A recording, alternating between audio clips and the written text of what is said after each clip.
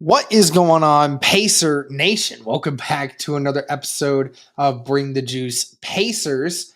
Well, guys, the Indiana Pacers, it sure looked like they were going to end the trip to the All-Star break on a bad note, but were able to somehow pull it off against the Washington Wizards in a game where the Indiana Pacers were down by 13 at half, somehow found a way to come back in overtime, winning 134 to 130 against the Wizards, with a 30-23 record to end the first little bit of the season and going into the All-Star break with the fourth seed still intact. Cody, I mean, this was an interesting game because, again, like, we were looking at it and saying there's just no way that this Indiana Pacers team is about to finish this year or finish this first part of the season going into the All-Star break, losing to maybe the worst team in basketball and, doing the exact same things they did. But I mean, this has been a pattern for this Indiana Pacers team over the last, what has it been, the last 10 games, it feels like. Yeah, it feels like it started in France a little bit, and then it kind of when they went to the West Coast, that's when the shooting really got bad, and so today, yeah, and they lost some games to some teams that were record wise far inferior, or it was teams that did not have certain players that were star players, right? And they would lose these games, like that Laker game, like they'd blow that game, or they'd lose a game where Jalen Brunson doesn't do a whole lot against the Knicks, but you just can't stop anybody, and you can't shoot to save your life. And so, yeah, it's been really they've been in this funk. So going into today, second game off a back to back, you didn't really know what to expect from this team. And like you said, it started out really bad, and you're like, is this team about to just completely crap the bed and bottom out right before the All-Star break and end on a sour note? That's what the big question was against a team, like you mentioned, in Washington that only has, 9 wins this year? So a very bad team, probably the worst in the NBA. But yeah, you know what? We got there, man. You're the fourth seed somehow after a rough stretch of games. You get some time to rest and recover. You get Miles Turner back potentially after. So, yeah, it was not good. But credit to the Pacers. When it mattered the most, somehow, some way, they found a way to win this game. Not a very inspiring game, not a very impressive game at all. But, man, you look at that fourth quarter and overtime, and that tells you all you need to know right there about the Pacers and their ability to be able to come back and finish this game. Yeah, and I have no problems with the fact that the Pacers have shown that they can continuously find ways to win games at the end of games. That shows that there is a great connect with this team. There's a great connect with this team that somehow, even when the game seems out of hand and out of control, the Pacers just never seem to be out of it. But I mean, if the problem that we're having here is if the Indiana Pacers continue to have the struggles that they're having in the first quarter, this is going to be a very bad end of the season for them. Even if they still find a way to continuously stay in that fourth or fifth seed ranking that they're currently sitting at, there's no way that they're going to be able to advance in the playoffs if they're playing like this. That first half, their first halves, I think, Cody, they said in the last 7 games, like, first quarter shooting, the Indiana Pacers have, I think, been maybe the worst team in the NBA at shooting percentage in the first quarter. Like, we are terrible in the first quarter. And you know what? You can beat teams like the Wizards. You can beat some of these other teams that the Pacers have been playing and, be able to keep doing what you're doing. But I mean, you can't, the Pacers have to figure it out after the first half. And I don't know if it's a disconnect with Miles Turner just not being out there at the center, because I don't really think it is, because Thomas Bryant has, been a semi-decent center for you has been able to extend the floor and has, been able to at least put up a little bit of a fight in there, albeit probably isn't a great defensive center.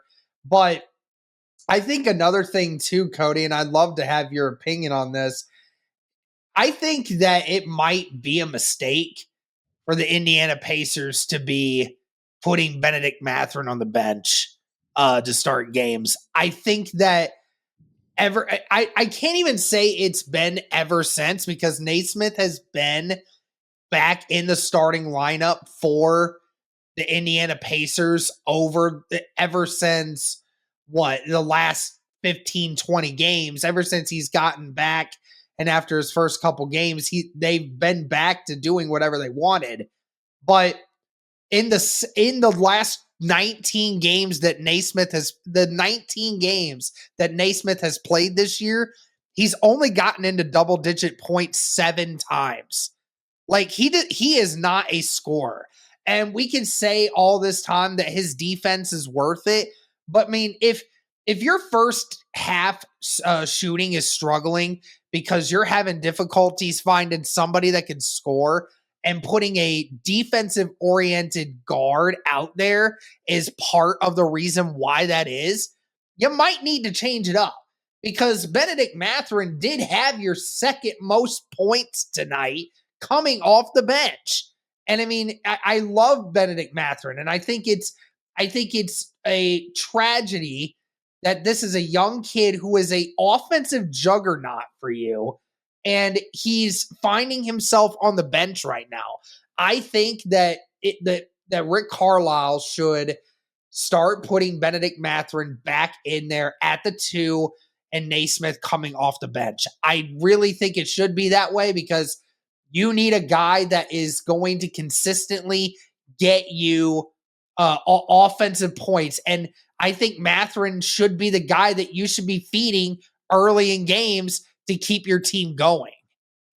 Yeah, right now, like you said, especially because your team has been so bad starting out shooting the basketball. I mean, Neesmith, he just hasn't. Him and Nemhard have really struggled shooting recently. And tonight it was a little bit of everybody struggling, especially Pascal Siakam really struggled tonight. But yeah, I mean, I think you're right. I understand kind of the logic of it a little bit. But again, Derek, right now, your team's really struggling to do anything. I mean, you were shooting the last couple games before this one, you were shooting at like 20, mid-20s from the three-point line, right? It was bad. Mm-hmm. And so, yeah, I think I would agree with you there. Is like, you need a guy that's going to be out there and actually be semi-consistent shooting the basketball. And again, you see out of all of the, starters, there really wasn't a guy that stood out, but Benedict Mathurin was fantastic tonight shooting the basketball. He had 28 points tonight and 11 of 19 shooting. So shot a better percentage than every single other guy on the Pacers starting 5. So, yeah, I think his defense obviously is part of the reason why they don't play him and start him, I guess, as much. But the offense is undeniable. The talent is undeniable for Benedict Mathurin. So I think right now, if the shooting struggles continue for some of these guys, Pascal Siakam's usually pretty efficient. So kind of an off night for him. But, if it continues for guys like Halliburton, continues for guys like Neesmith and Nemhard, I think it would be wise for the Pacers to consider, getting Benedict Mathurin out to help you get out of those funks early. I think that would make a lot of sense there. So, yeah, I was a little bit frustrated that Carlisle went back to Neesmith again, because I do think you have some guys who can score off the bench as well. But overall, yeah, I would agree with you there. I would like to see Mathurin be back, even though he does get a lot of minutes, and he actually got more minutes than Neesmith tonight by a wide margin. I would just like to see him start out with the starting 5, just because your offense has been really struggling, and I think you need a guy out there that's going to set the tone there shooting. Yeah. Oh, 100%. And, I don't even care if in certain points when the Pacers have a good momentum going and you want to keep Naismith and Nemhard out there a little bit more frequently, then that's fine if the Pacers offense is not struggling. But you should have Mathurin out there in circumstances where you need to score. And tonight, obviously, Mathurin started playing a lot of those minutes late in games. Yeah, shout out to freaking Obi Toppin and Benedict Mathurin tonight. I mean, those two guys, I can't even really say which one of them was the MVP of tonight because, like, Benedict Mathurin had 33 minutes, had 28 points, and shot over 60%, and also had 5 rebounds, 4 assists. And Obi Toppin might have even had a better game. I know his plus minus was nowhere near as good as Mathurin's, but he had 31 on 33 minutes, shot the same percentage, shot just as good from the 3-point line, hit 6 of 11, and had almost had a triple, he had a double-double tonight, 31 points, 10 rebounds, 2 assists, had a block as well. So, like, it's crazy that your bench guys had more of an impact today than your starters did. I don't know. I don't know if it's just last game, it's a back-to-back and not everyone's in sync. And like you said, Miles Turner being gone for the 3rd straight game has really hurt this team. Especially early, Cody, because I think Miles Turner being gone too early in games has hurt because Miles has been pretty good early in games with being able to expand the court and be able to, shoot from behind the arc early in games. And he's been able to add that to his arsenal. You don't really have that now. Thomas Bryant isn't quite that. And when you're able to have a center that can shoot from behind the arc and also attack underneath, that's a very big thing. There's a lot of issues going on with the Pacers right now, but thankfully they were able to pull this one out. It was a night where the Wizards really should have won because outside of the assists, Cody, and the turnovers, there really wasn't anything here that the Pacers did better than the Wizards tonight. So they just got lucky that, they were able to score 36 in the 4th quarter and were able to, pull it out in overtime. I mean, thank goodness we had 2 guys off our bench decide to turn it up. I mean, Jordan Poole for the Wizards was going off tonight. And, they had one guy off their bench, Corey Kispert, that was playing good. But, it was just the battle of, just going back and forth with a couple different guys here. Yeah, and I will say the Pacers did shoot their free throws very well. That they didn't do that very well against the Knicks. They also took care of the basketball a lot better in this game than the Wizards did, especially down the stretch. And they committed less than half the turnovers that the Wizards actually did. So that was definitely huge there, and obviously some big things down, shooting wise in the 4th quarter and overtime to secure that victory. Because, man, Derek, when you look at that, the Pacers came in to, the 4th quarter still down by 13. They were still down by that wide margin. And, to their credit, I mean, you look at that, they completely did what they had to do. They outscored, let's see, what is it? They scored 50 points in the 4th quarter and overtime compared to Washington's 33. So, I mean, that's a big pendulum swing right there. And it had to come down to some clutch shots when it mattered. Some guys that made some very important shots to secure this victory, which is definitely very, very important to have. Especially when you need it the most. Having some of these guys that can make these clutch shots, right? Because I mean, it was like 16 seconds left. Pacers were down by 2. You needed to win. You needed to score right there. It was that to send it to overtime. And shout out to the Pacers for being able to do that when it mattered the most in this game. So, yeah, Derek, not a great game, but fortunately for the Pacers, they're able to get back to maybe getting some guys some rest. It definitely seems like the Pacers' gas was kind of running out.